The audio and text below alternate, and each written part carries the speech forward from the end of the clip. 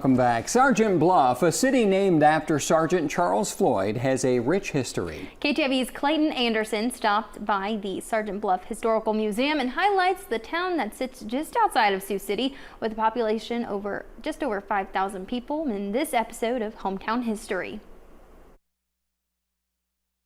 Probably the most original thing we have is the original urn that was made for Sergeant Floyd. And Sergeant Floyd died on the Lewis and Clark expedition, and the brickyard made an urn for them to put his bones in, and they found out that the urn was too small. Too small to hold the remains of Sergeant Charles Floyd, the only member of the Lewis and Clark expedition to die on the journey. That's just one of the treasures you can find at the Sergeant Bluff Historical Museum.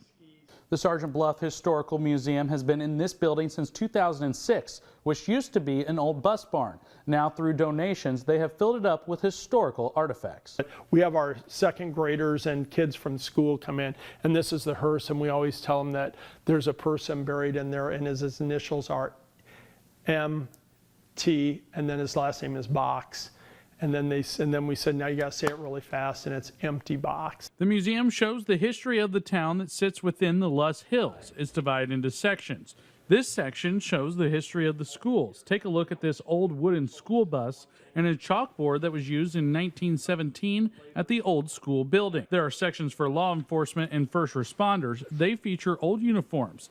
Look at this aluminum suit that was used at the airport. There are old fire tools, too. Plus, there's a section dedicated to the history of the military that showcases a display case full of old combat gear. You got to really look at your past to really see where you're going in your future also. I think that people like to look at things, remember things. Dan Hunter, one of the curators for the museum, says that the volunteers working hard is what makes the museum continue to grow.